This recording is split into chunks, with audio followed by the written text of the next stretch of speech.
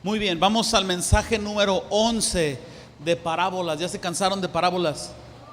Porque nos faltan como 25 más. No se crean, vamos a tomar un break, pero vámonos por el 11. Hoy vamos a ver una parábola que se llama Los dos hijos. Esta es una parábola que nos da una lección acerca de poner en acción, nuestra obediencia. Nuestra obediencia no es obediencia si no se pone en acción. Entonces, antes de leer la parábola de los dos hijos, yo quisiera meterlos en el contexto de lo que estaba sucediendo. Entonces tenemos que llevar nuestras mentes a esto. En la ciudad de Jerusalén se había construido un templo, y en este templo había rituales instituidos por la ley de Dios, la ley hebrea. Rituales de purificación, se levantaban ofrendas, se leía la escritura. Era el templo donde Dios les había convocado a reunirse. Para algunos rituales comunes de purificación, cosas así, se utilizaban palomas, ¿verdad? Que se hacían estos sacrificios. Algunos otros de mayor peso, una vez al año, llevaban un cordero de un año sin defecto. Había constantes sacrificios en este templo. Entonces era común que a las afueras del templo se pusieran vendedores de palomas, vendedores de animales, y aún unas personas que tenían algo parecido a las casas de cambio que nosotros tenemos hoy. Y entonces la escena entra de golpe cuando Jesús, molesto, entra al templo y levanta las mesas. Yo estoy seguro que lo han leído, lo han visto por lo menos en alguna película que el 56 nos pasa cada año en Semana Santa. ¿A poco no? Bien que nos las aventamos. Hasta los 10 mandamientos de los años 70, 80 yo todavía los vuelvo a ver. Pero bueno, Jesús está molesto, ya tira las mesas, da azotes con unas cuerdas, creo yo. Está molesto por la manera en cómo están llevando a cabo el templo, en lo que se ha desvirtuado esto. Y el celo de Dios consume a Jesús de tal manera, quiero afirmar y aclarar que Jesús no pecó. Podemos enojarnos sin necesariamente llegar a pecar, lo cual me justifica todas las veces que me enojo con mi esposa. ¿No es cierto, mi amor? Bueno, más o menos, total, vamos a avanzar. Entonces, esa es la escena. Los que vendían animales ya no estaban afuera del templo, sino que por algún arreglo extraño con los sacerdotes y los ancianos, los habían metido dentro del templo. Imagínense, este no es un templo, este es un edificio, una bodega. Esto no es una iglesia, nosotros somos la iglesia. ¿Estamos de acuerdo? Pero imagínense que esto fuera el templo. Jaulas de animales, el olor a animales, el ruido de los animales.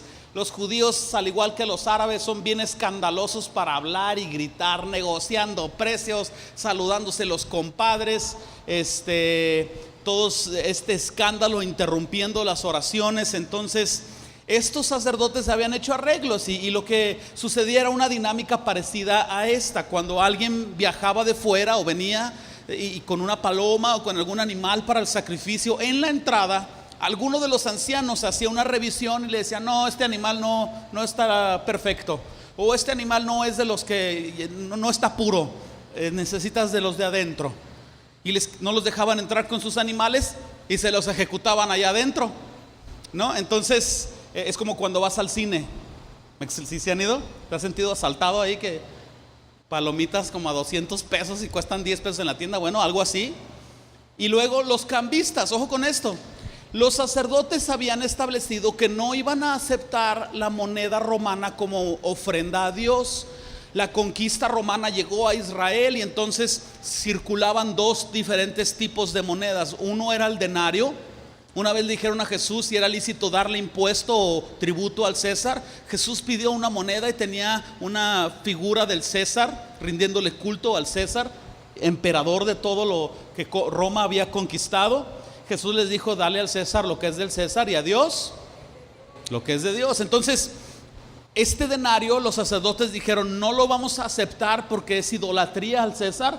Únicamente vamos a aceptar la moneda que los israelíes usaban, que era el siclo, las monedas de Tiro. Entonces en la entrada, el que quería dar ofrenda, porque había un momento en donde todos daban ofrendas. José nos acaba de dar un ejemplo gráfico de lo que sucedía dentro del templo, cómo la gente pasaba al frente, todos pasaban y echaban algo. Y entonces, ¿qué sucedía? Que no podían echar denarios y tenían ahí sus mesas, sus propias casas de cambio. ¿A cómo se imaginan que estaba el tipo de cambio? Al triple. Me explico, la paloma tal vez te costaba 100 pesos afuera, adentro costaba 450, y si te enojabas 500.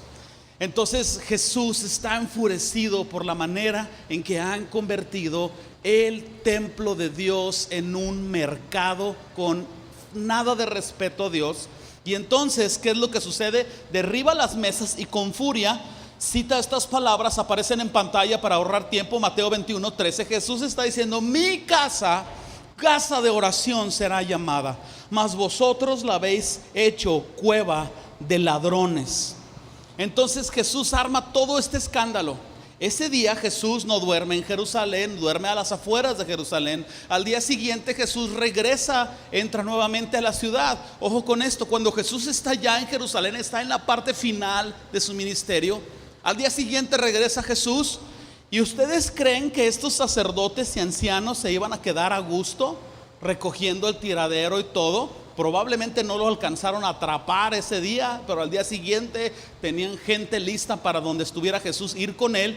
Fueron estos sacerdotes y estos ancianos, tú quieres imaginar que no fueron con buena actitud, fueron a confrontar a Jesús. Y al intentar confrontar a Jesús, salen confrontados, hacen una pregunta. Esta pregunta es como si tú pusieras dinamita en la orilla de una montaña altamente nevada y bajas el interruptor. Esta pregunta provocó una avalancha.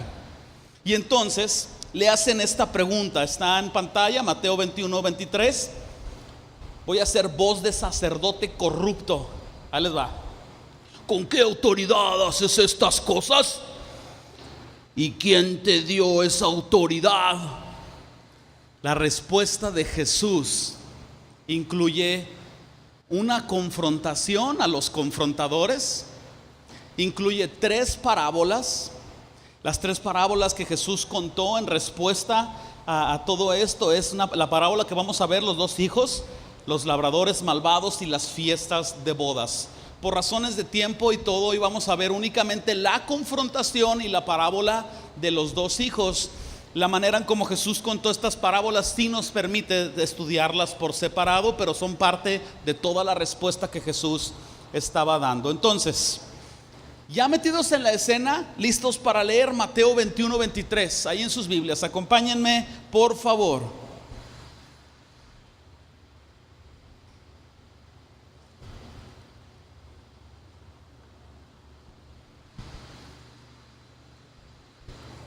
¿Ya estamos ahí? Cuando vino al templo, los principales sacerdotes y los ancianos del pueblo se acercaron a él mientras enseñaba y le dijeron: ¿con qué autoridad haces estas cosas? ¿Y quién te dio esta autoridad? Respondiendo Jesús les dijo: yo también os haré una pregunta, y si me la contestáis, también yo os diré con qué autoridad hago estas cosas. El bautismo de Juan, ¿de dónde era? ¿Del cielo o de los hombres? Ellos entonces discutían entre sí diciendo: si decimos que del cielo, dirá: ¿por qué pues no le creísteis? Y si decimos que de los hombres, tememos al pueblo, porque todos tienen a Juan por profeta. Respondiendo a Jesús le dijeron: no sabemos. Y él también les dijo: tampoco yo os digo con qué autoridad hago estas cosas. El punto es este, más allá de la voz de sacerdote malvado, ojo con esto. Si los sacerdotes, principal autoridad espiritual en Jerusalén, si los sacerdotes reconocían que Juan era un profeta enviado del cielo, si reconocían la autoridad de Juan cuando bautizaba en agua. ¿Para qué bautizaba en agua? Alguien dígame por favor. Los voy a meter a fundamentos a todos, ¿Por qué bautizaba Juan en agua? Para arrepentimiento. Se salvaron de empezar de nuevo, ok. Para arrepentimiento. Entonces, si los sacerdotes reconocían la autoridad de Juan, inmediatamente era una confrontación a su liderazgo de por qué ellos no se arrepintieron y se bautizaron en agua. Y si ustedes ven los primeros capítulos de Mateo, se van a dar cuenta que Juan les decía que eran una generación de víboras, y les decía: ¿quién les enseñó a huir de la ira venidera? ¿Quién les dijo que podían huir del castigo de Dios? Porque nada más iban a los bautizos y no se metían a bautizarse, no se arrepentían. Entonces, ellos no estaban considerando a Juan como un profeta de Dios. Ojo con esto: los profetas en Israel en este tiempo eran una persona de alto respeto. Cuando un profeta hablaba de parte de Dios, el poder de Dios en él era de tal magnitud que era el equivalente, me explico, a lo que nosotros tenemos, a las sagradas escrituras. No solo tenían los rollos de la ley y de los escritos de Isaías y de otros profetas. Cuando un profeta venía y hablaba, realmente era voz de Dios. Hoy es otra historia, porque la gente dice: así dice el Señor, y se agarra a decir una ensarta de cosas que después hablaremos de los falsos profetas en alguno de estos domingos. Pero bueno, la otra situación empeora todavía la cosa, porque si los sacerdotes y los líderes, los ancianos, reconocían la autoridad de Juan como profeta de Dios, automáticamente tenían que reconocer a Jesús como el Cristo. ¿Por qué? Porque Juan, el profeta, introduce a Jesús como el Cordero de Dios que quita el pecado del mundo. Entonces, reconocer a Juan como voz de Dios, como autoridad profética, era reconocer a Jesús como el Hijo de Dios, era reconocer a Jesús como el Mesías, el Cristo, y era someterse a Él y a sus enseñanzas, y era reconocer que entonces Jesús tenía mucha más autoridad de volcar las mesas del templo. Por ahí en otro evangelio, creo que es Juan, Jesús hace la mención que destruiría el templo y en 3 días lo volvería a construir. Ahí está claro, Jesús se refería a su cuerpo físico, pero esto era lo que estaba pasando por la mente de estos líderes. Entonces yo tomando esto me hace pensar en algo similar que vivimos ahora en el 2017, en el siglo XXI, como decimos por ahí. Hay tantas personas en la actualidad que no reconocen que la Biblia es la palabra de Dios, que la Biblia es la voz de Dios escrita. Y estas personas, ¿verdad?, en general es el humano, es la consecuencia de la caída. Al no reconocer que la Biblia es la palabra de Dios, entonces ellos están formando su propio criterio de qué es correcto y qué es incorrecto. Es tan común que las personas digan: sí, ¿y quién escribió la Biblia? Personas. Tú vas a escuchar ese tipo de argumentos. Tú más vale que estés preparado para contestar esos argumentos. Si no, inscríbete a nuestro curso de discipulado, comercial aparte. El asunto es que actualmente estamos lidiando con filosofías, pensamientos separados de la palabra de Dios, y un suelo fértil en donde se dan todas estas filosofías es el ateísmo.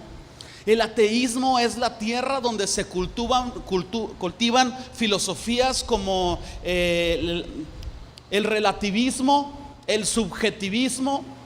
El ateísmo es el terreno donde se ha cultivado y ha dado fruto, malignamente hablando, este concepto de la evolución. Desde los años 1900 para acá, básicamente Darwin, el hombre ha tomado la idea de que venimos del chango. Yo sé que tú ves a tu tía Juana y dices: bueno, si no venimos del chango, vamos hacia el chango. Pero eso es otra cosa, ¿verdad? Eso es otra cosa. Voltea con el de enseguida a ver si se bañó. Sí, ¿cómo andamos ahí? ¿Evolución o creación? Bueno, a pesar de sus dudas, creación, sí saben, ¿verdad? Hay conflicto entre la creación y la evolución, y hay tantos debates. Me ha tocado ver algunos de ellos. Hay una ciencia cristiana, bueno, no es cristiana, pero hay toda una rama del cristianismo, se llama apologética. Es todos los estudios bíblicos referentes a la defensa de la fe. Entonces, el Dios creador o la teoría de la creación siempre está en conflicto con la teoría de la evolución. Y no es un asunto científico, es un asunto espiritual. Porque misma cosa que estos sacerdotes, si los científicos reconocen que detrás de todo esto existe un diseño inteligente, ¿qué es lo que sucede? Entonces, esta es la palabra de Dios. Y si esta es la palabra de Dios por medio de sus profetas, ellos tienen que rendir cuentas al Dios creador.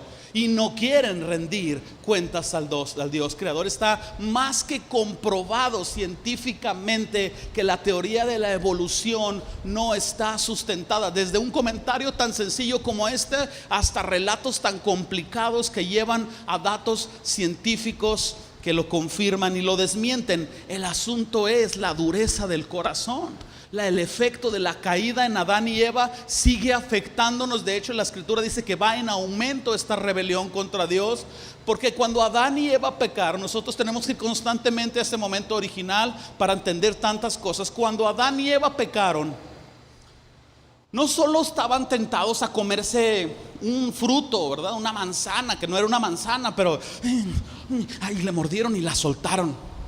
Como aquel adolescente que está tentado a agarrar una revista pornográfica y la ojea rápido y la cierra. No te lleves esa mente, ese cuadro a tu mente.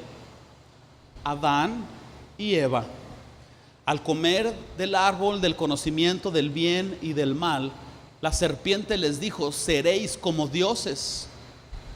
De manera que ellos están tomando una decisión de renunciar al gobierno de Dios y abrazar su propio gobierno.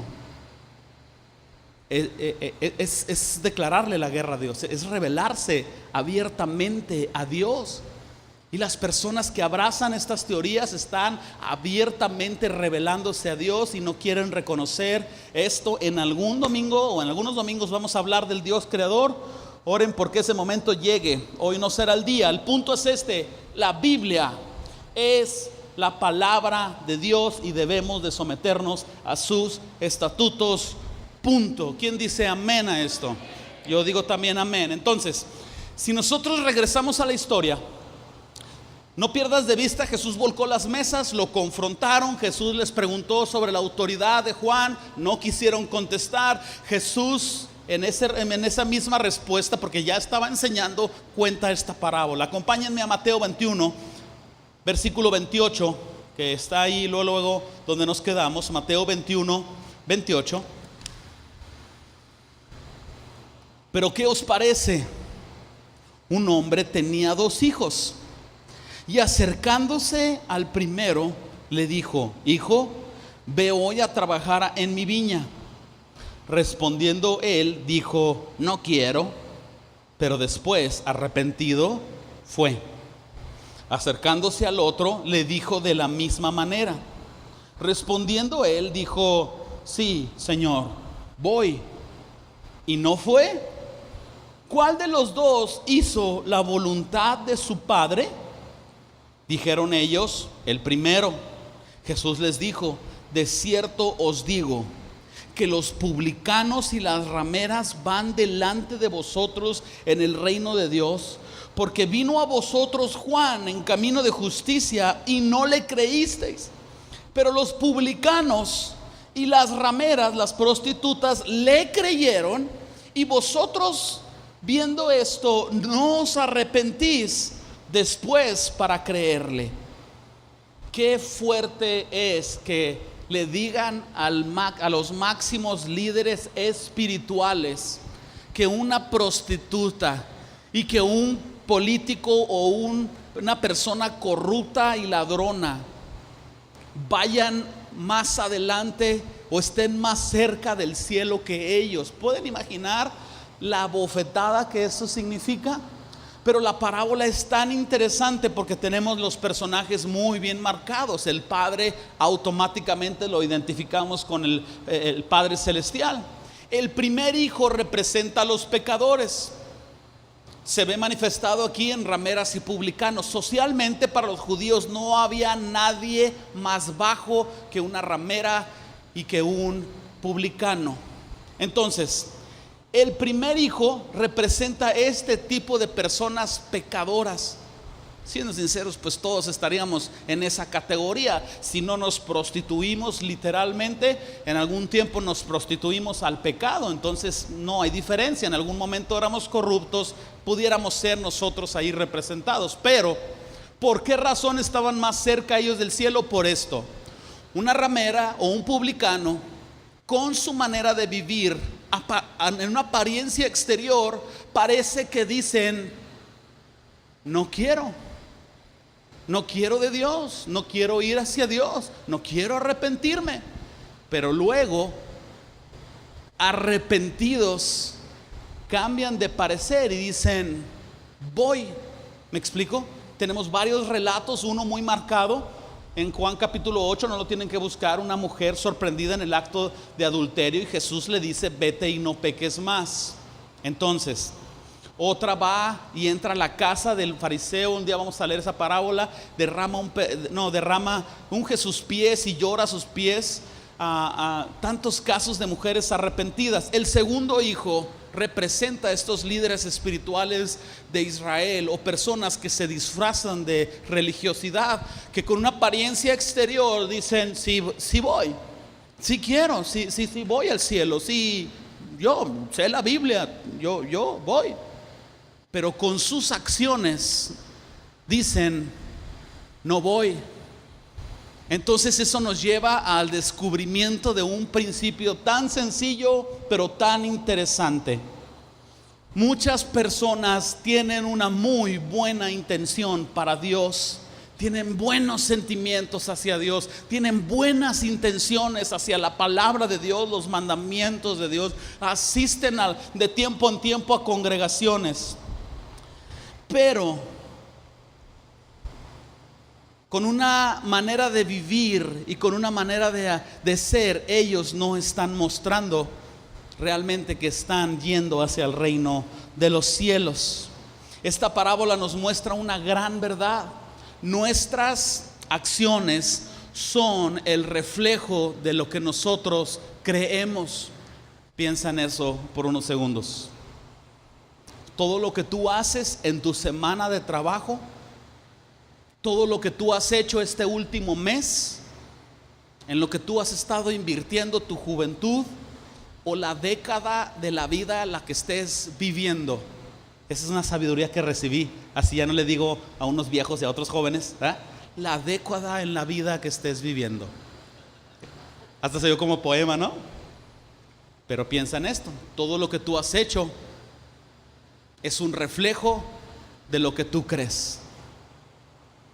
Todo lo que hiciste esta semana, este mes, es un reflejo de lo que tú crees. Nuestras intenciones para con Dios pueden ser muy buenas y nadie quita eso de ti. Tu sentir del corazón puede ser bueno para con Dios, pero si tú y yo no materializamos nuestras intenciones, son solo eso, intenciones, son solo eso, apariencias. Con una postura decimos sí voy, pero nuestra vida en casa, trabajo y todo el resto dice no voy. ¿Me explico? Y ese es el punto que nosotros vamos a perseguir en esta parábola, en este domingo. Aprendamos este principio central: pon en acciones tu obediencia a Dios. Pon en acción tu obediencia a Dios. Tú tienes buenas intenciones. Sé como estos publicanos y estas rameras que a lo mejor en un tiempo de tu vida decías no voy, no quiero, pero luego te arrepientes y dices sí voy. Y todo el resto de las acciones que tú haces desde tu conversión terminan siendo acciones que van enfocadas a amar a Dios, a renovarte del pecado, a adorar a Dios. Y el que sigue, ¿no? Dijo Lord Farward. En pantalla aparece Mateo 3:8 para ahorrar tiempo, y yo quise dar un énfasis aquí. Haced pues frutos dignos de arrepentimiento, decía Juan el Bautista. Vamos a razonarlo de atrás hacia adelante. El arrepentimiento se demuestra con frutos. ¿Qué son los frutos? Son acciones. Por eso está este verbo en mayúsculas tan importante, hacer. La Biblia no dice piensa cosas bonitas para Dios. De vez en cuando involúcrate para con Dios. Arrepiéntete solo las veces que te descubran. Preocúpate por tener una apariencia espiritual y no importa que no hagas nada para el Señor. Haced frutos dignos de arrepentimiento. Piensa en esto también. Todo pecado es una acción. Todo pecado es una acción. Y todo pecado empieza en la mente. De manera que el arrepentimiento, en una manera inversa, va hacia el lado contrario. El arrepentimiento empieza ¿en dónde? En la mente. El significado de la palabra arrepentimiento en un conjunto de palabras significa cambio de mente, cambio de pensamiento. Tú ves la palabra de Dios y lo que tú pensabas con respecto al pecado, lo cambias y dices: antes robaba, ahora robar es malo. Antes pecaba sexualmente, ahora veo lo que la Biblia dice de los fornicarios, ya no peco sexualmente. Ese cambio de mente se debe de traducir en acciones. Déjenme regresarme poquito, porque nuestras acciones reflejan lo que realmente creemos. De manera que si tú no estás arrepentido en mente y corazón, tus acciones cotidianas no lo van a reflejar. Santiago 1:22 también aparece en pantallas, mucho más explícito. Pero sed hacedores de la palabra y no tan solamente, ¿qué dice? Oidores, engañándoos a vosotros mismos. Mis hermanos, yo sé que ustedes piensan: ay, cada domingo con sus parábolas, y ahí está con el arrepentimiento y el arrepentimiento y el arrepentimiento.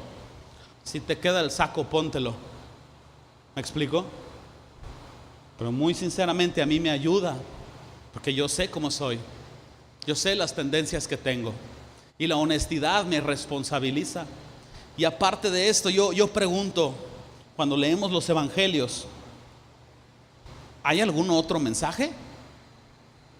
¿Dónde está el corazón del mensaje del evangelio? Arrepentíos, porque el reino de los cielos se ha acercado.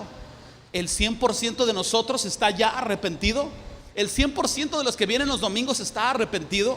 ¿Cuánto tenemos que entonces seguir insistiendo? Bueno, tanto como la palabra de Dios nos dice: sed hacedores de la palabra y no tan solamente oidores. Si tú o cualquier cristiano a través de la historia de los tiempos, donde vayas, solo vas el domingo y escuchas la palabra de Dios, pero das media vuelta y vives como tú quieres vivir, tienes esas buenas intenciones, tal vez dices voy, pero realmente no estás yendo al reino de los cielos. Y esto es lo que sacude a estos sacerdotes que dirigían los sacrificios en el templo para Dios, que escucharan que una prostituta iba más adelante en el reino que ellos. ¿Qué es la diferencia? Arrepentimiento. No es religiosidad, no es cuánto sabes de la Biblia, es cuánto estás dispuesto a ser transformado. No sé si alguna vez has escuchado el dicho que dice: no oigo lo que me dices, porque tus palabras hablan más fuerte. ¿Lo han oído? ¿Alguien se lo han dicho? Levante la mano. Ah, ¿verdad? A un tío y a un primo de un amigo una vez sí se lo dijeron: no escucho lo que dices, porque tus acciones hablan más fuerte. Mis hermanos, es necesario ir más profundo en la palabra de Dios. No es suficiente simpatizar con la palabra de Dios o el cristianismo, es necesario vivirlo. Es necesario tener convicciones firmes en nosotros que se van a traducir en acciones. Yo lo pienso de una manera: lee la Biblia y vívela. Lee la Biblia y vívela. Lee la Biblia y vívela. De nada sirve leerla, porque seríamos solamente oidores. La Biblia dice: sé hacedor. Lee la Biblia y vívela. Esfuérzate por vivir todo lo que está aquí. Más vale que el Señor venga y te encuentre esforzándote por vivir la palabra de Dios, a que te encuentre no haciendo nada. Escuché un relato de un amigo ayer, me dejó pensando. Dice que un día estaban en un lugar, en un río, que el agua les llegaba hasta la cintura. Y este amigo se le acalambraron las dos piernas en ese río. No pudo estar de pie y se estaba hundiendo. Y luchaba por levantarse y se seguía hundiendo. Y me platicó cómo él se arrastraba por el musgo debajo y agarraba aire e intentaba arrastrarse hacia afuera. Y yo me quedé pensando, él lo asoció con, ¿verdad?, cómo personas luchan por salir del pecado de la misma manera. Y yo pienso, qué digno, qué digno. El punto es llegar. Me explico, yo no estoy a favor de la mediocridad, pero el punto es llegar, aunque nos estemos arrastrando, aunque digas, llegué de panzazo como el ladrón en la cruz, ¿verdad? Que llegó y oye, amigo, dice, tú estás como, ¿verdad? El del béisbol que llegó y de milagro le cantaron safe. ¿Cómo vamos a aplicar esto a nuestras vidas? Ojo con esto, pónganse listos. ¿Alguna vez alguien ha dicho, sí Señor, voy, y luego no vas? ¿Alguna vez le has dicho, Señor, ya voy a cambiar?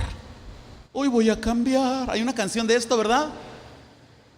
O es un salmo, ya no sé qué era, pero la idea es esa. ¿Alguna vez has dicho, no Señor, ya el lunes empiezo la dieta y el lunes dejo de ver pornografía? El lunes, por el osito Bimbo, el lunes. ¿Alguna vez has dicho, no, ya voy a dejar de golpear a esta vieja greñuda, inútil, inservible, que nomás que no se me atraviese? ¿Alguna vez has dicho, voy a dejar de tener relaciones sexuales con mi novia? Ya, siguiente semana. Habrá habido algunos novios que hablan, no, la neta, si nos estamos pasando, esto sí está bien mal. Y no, pues sí, ¿qué te parece si ya le paramos? ¿Y qué, nos vamos al chamizal? Habrá alguien que dice, no, ahora sí ya, ahora sí ya, no voy a dejar de vivir en unión libre. Ahora sí me voy a casar, voy a respetar a mi mujer por todas las de la ley. Y nunca va al registro civil a pedir información. Habrá alguien que dice, sí Señor, voy, y luego no va. Quiero liberarlos de la carga de la dieta, no se preocupen, el otro lunes la empiezan. Pero el arrepentimiento, ese sí es hoy, no el lunes, hoy. Piensa en esto y llévatelo a tu casa de regalo, de tarea. Todo lo espiritual se tiene que traducir a algo práctico. A mí me choca cuando en una predicación me ponen a repetir y quiero que sientan lo que yo siento, así es de que repitan después de mí, por favor. Fuera de broma, repítanlo. Todo lo espiritual se tiene que traducir a algo práctico. Piénsalo. La oración es acción. Tú no puedes orar viendo la televisión. Discúlpenme, pero no puedes orar manejando. Tu mente va en el tráfico, tu mente no va en el Señor, ni vas meditando en los caminos del Señor. Si tú no pones lo espiritual en acciones, no estás haciendo nada. Todo lo espiritual se tiene que traducir a algo práctico. Los frutos de arrepentimiento son simple y sencillamente acciones que respaldan nuestra fe, acciones que confirman lo que nosotros queremos, acciones que ponen en obra nuestra fe y nuestro arrepentimiento. El que está arrepentido de la computadora tiene que cambiar su manera arrepentido de la pornografía, tiene que cambiar su manera de pensar con respecto a la pornografía. Pero ¿sabes qué tiene que hacer? Tiene que poner su computadora en el lugar más visible de su casa, donde su papá y todos en casa vean lo que él está viendo. Tiene que poner su celular fuera de su cuarto, porque es tan natural que los jóvenes se llevan el celular a su cuarto y uno con el wifi uno no sabe qué están viendo. Oí de una familia que me impactó, que antes de dormir todos ponen sus celulares en la mesa. Nadie ve nada, ni bueno ni malo. A la hora de dormir todos dejan sus celulares en la mesa. Pero mientras tú no hagas estas acciones, tú estás abriendo la puerta a la tentación una y otra vez. El que está arrepentido de fornicar o de pecar tiene que ir con un líder espiritual, confesar su pecado a Dios, pero luego ir con un líder espiritual y decir: ¿sabes qué? Mi novia y yo nos hemos estado acostando, me da mucha vergüenza decírtelo, pero ya no lo queremos hacer. Y queremos que cada vez que nos veas nos preguntes. Y estamos dispuestos a separarnos por 6 meses y escribirnos mensajitos nada más, si eso va a enfriar las cosas. Estamos dispuestos a someternos a tu instrucción y queremos rendirte cuentas a ti. El que está arrepentido de tomar alcohol tiene que dejar de ir a la esquina donde están sus camaradas que empiezan platicando y terminan tomando. El que está arrepentido tiene que poner en acciones su arrepentimiento y su decisión para con Dios, porque todo lo espiritual se tiene que traducir ¿a qué? ¿Quieres orar? Tú no vas a orar si tú dices: no, luego ya voy a orar, y nunca te detienes a ver tu horario: lunes, martes, miércoles, jueves, viernes. ¿Cuáles son los horarios libres que yo tengo? ¿A qué hora me levanto los lunes para ir al trabajo? A las 7. Si quiero orar, tengo que levantarme 1 hora antes. Entonces, si me levanto a las 7 y quiero orar, tengo que poner mi despertador a las 6. Y luego agarra su celular y pone la alarma. Sed hacedores. Todo lo espiritual se traduce a algo práctico. Si tú no le pones pie a eso, jamás lo vas a hacer. Los chinos tienen una frase que me impactó. La abrí una vez en una galletita de esas de la comida china. ¿Cuántos leen ahí? Están en Cristo y bien que leen lo que dicen las galletitas chinas. Al final yo me arrepiento con ustedes porque lo leo. No lo creo, de cotorreo lo leo. Pero un proverbio chino lo leí y decía: Chin won tan. No hablan chino, ¿verdad? No sé, es mandarín. Ten cuidado con lo que deseas. Es el proverbio chino. Decía: be careful what you wish for. Ten cuidado con lo que deseas. Y luego tú te llevas ese proverbio y lo empiezas a masticar. Todo lo que el corazón humano quiere, lo persigue y lo alcanza. Y si no lo alcanza, lo va a seguir toda su vida, toda su vida, toda su vida. Algunos quizás tienen puros sueños guajiros, como decimos. Ay, nomás sueñan con tener un yate y nunca lo tienen, pero lo persiguen. Hay quienes dicen: me gustan las motos, y lo persiguen y lo encuentran.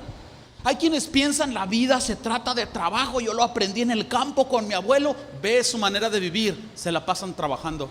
La vida se trata de disfrutar. Ve sus vidas y se la pasan en el cotorreo. Ten cuidado con lo que deseas, porque lo vas a conseguir. El asunto es que si tú no has orado, si tú no te has arrepentido y si tú no te has comprometido, es porque no has querido. No tiene el peso suficiente en tu corazón para crearlo como una convicción y convertirlo en acciones. Y es necesario un profundo arrepentimiento, tomar decisiones que nos permitan poner los principios divinos en acción. Menos rollo y más acción. Menos tacos de lengua, mis hermanos. Más salsa a los tacos. Si no se acuerdan todos los más, acuérdense de esto último. ¿Por qué no cierran sus ojos por un instante?